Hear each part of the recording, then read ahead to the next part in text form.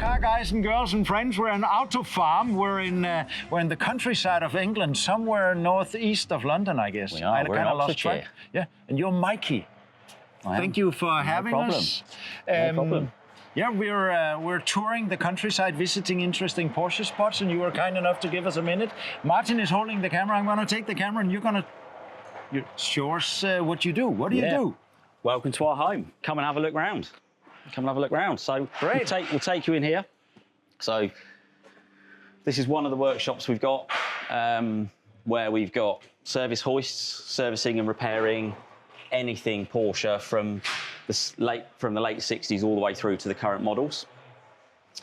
It's not just 911 based that we do. We do Macans, Panameras, water-cooled 911s as well as the air-cooled stuff. Yeah, but I'm going to call you on that bluff straight away, Mikey, because when you say you do all of it, there would be lots more of the Macan and Cayenne cars because they break constantly. Yeah. You have your focus on the 911 range. We do a lot of 911s. It's strange because sometimes the work changes. We have months where we've got lots of Macans and Panameras in.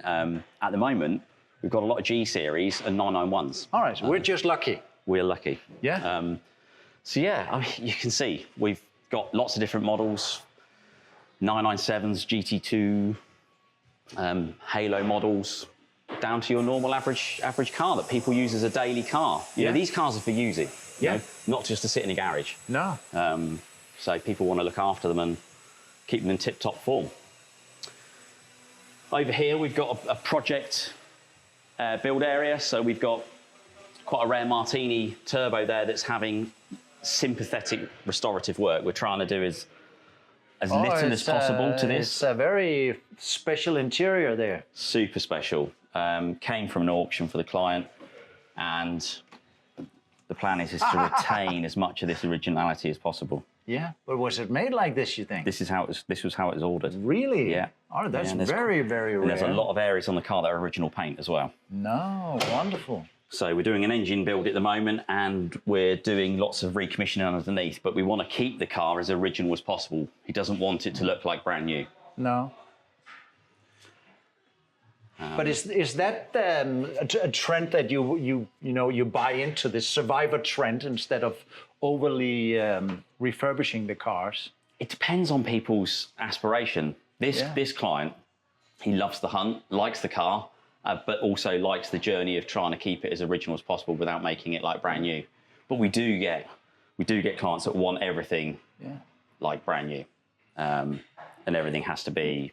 You remember 10 years ago, the one of the Le Mans, the Steve McQueen cars was found, the one that Chad had, and it was sold at auction for a fortune, and the guy said, "I'm going to do a nut and bolt restoration," and half the Porsche community went, "Yay!" and the other one said, "No." It's like it's a religious question how deep you want to dig and how far you want to go with it. It is, and I think it depends on the car. If the car's got some good authenticity, and it's a rare car, the sympathetic approach, I would always say, is preferred. Yeah, and suddenly a little dent there and a little scratch there, it becomes patina and storytelling more than I mean, a flaw. Look at this interior.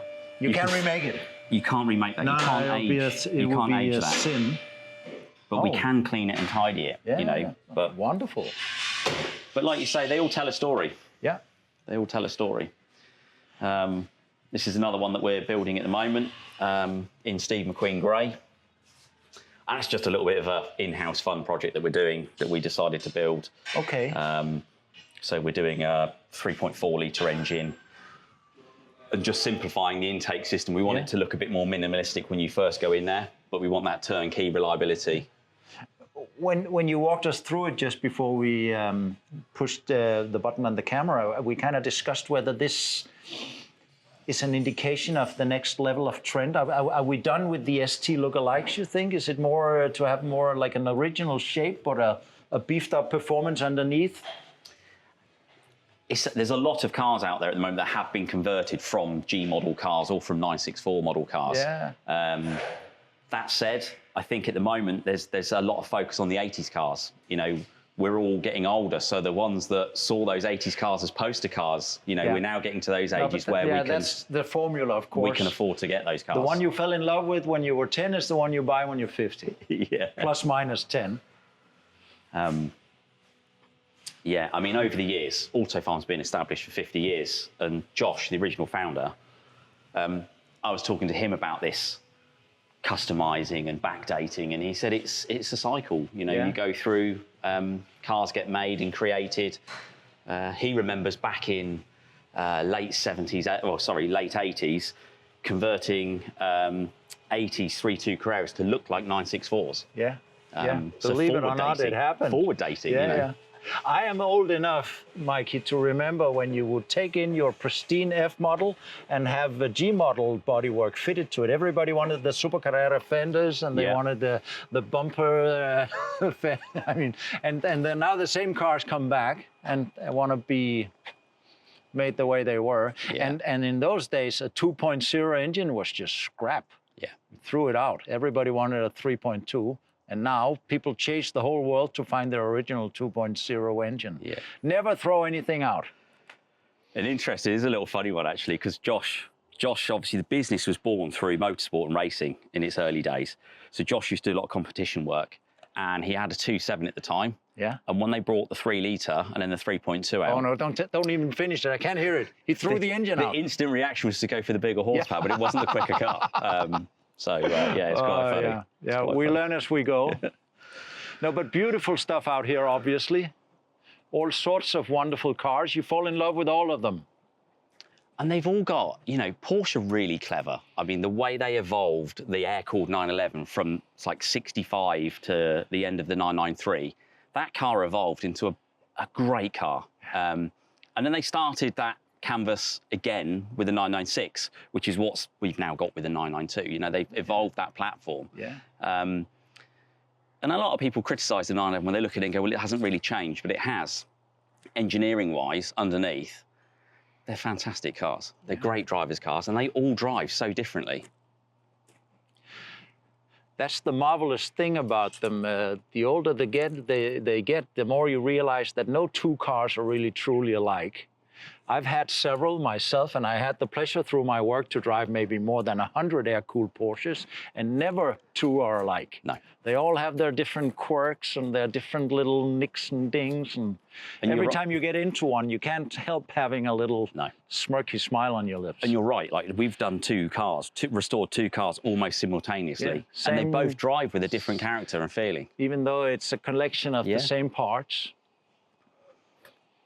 No, but that's what turns them from machines into living organisms. Yeah, totally. So there's an array of stuff here. I mean, you got, you know, blended in there. You know, there's a roof car sitting over there. Yeah. A couple of GT3s, some backdates. We get to look after we get a bit complacent. We get to look after some really cool cars, but because you're doing it every day... No, you get blasé. Yeah, you just get used to it. It's just another Porsche. So yeah, in terms of... Do you have a favorite drive yourself, or where's your sweet spot, Mikey? You have a car. I do. What's your car? I've got a 991 3.4, so the early one. C2. Really? Yeah, C2. I have one of those. Do you? Red, no sunroof. I have Pepita, I have manual gearbox. Where are you? Really? I've got manual, yeah. Oh, we're like a little niche within the niche. Seriously. Yeah. I want to join that organization called Save the Manuals. Yeah. I did the 230,000 kilometers in mine. I had it for, Really? I did the 140 of them, so I had the cars for like 7 years. Mine is a 12, and I have the little one, the 3.4. I think it's the underdog of the collection. I love it because the way it revs out. Yeah. Oh my God, it's great. It's I great love car. you. But interestingly, like, I'm talking to people about PDK versus manual. Oh, it's a big discussion. And it's a real tough discussion. Yeah. I love manual. Yeah. If I was dailying the car, maybe PDK. Maybe. But I mean, it's obviously the better gearbox, but this is not about practicality. This is about aesthetics and religion and faith and there's something love. about love. Yeah. There's something about the way you engage with the car when you change gear, which you don't get with a PDK gearbox. You're kicking up, you're kicking in a wide open door.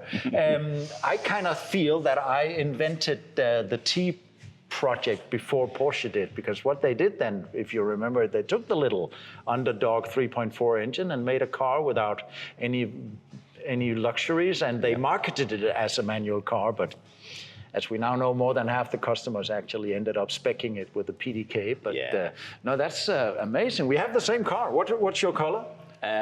It's GT Silver. Oh, my classic. Oh, I love GT Silver.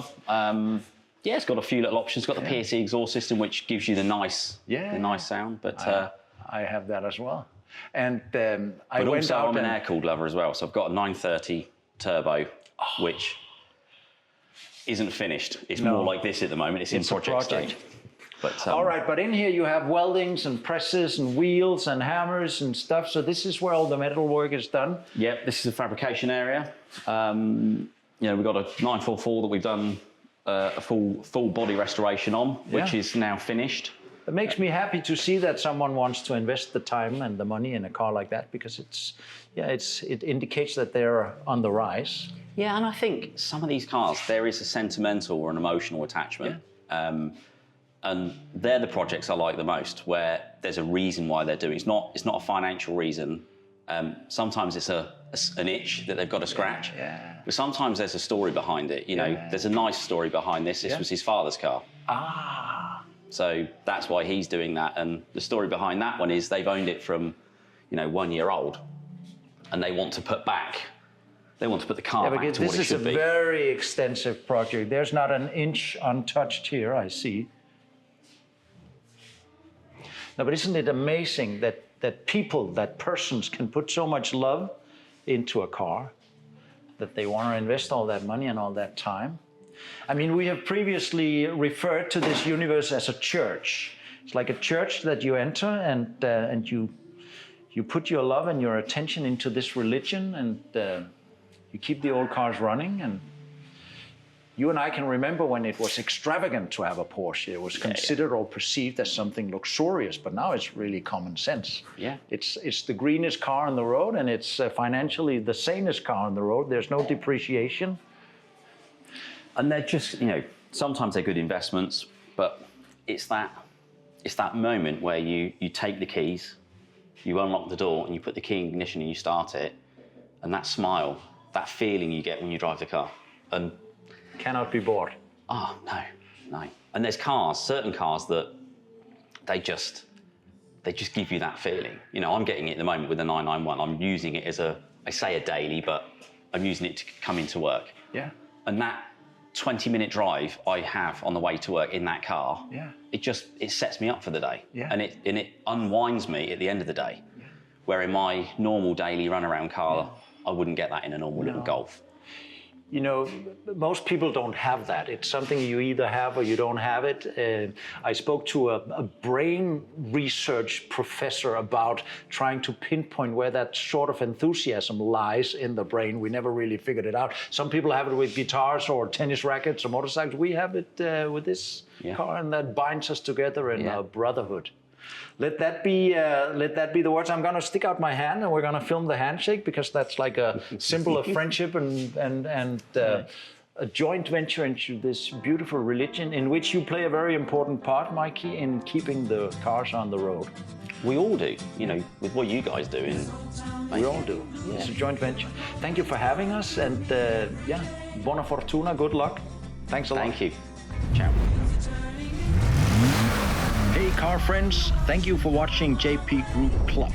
This is our new YouTube channel. It's obviously sponsored by JP Group, and we're aiming to tickle you in all the right places with information and entertainment pertaining air-cooled cars from primarily Porsche and Volkswagen.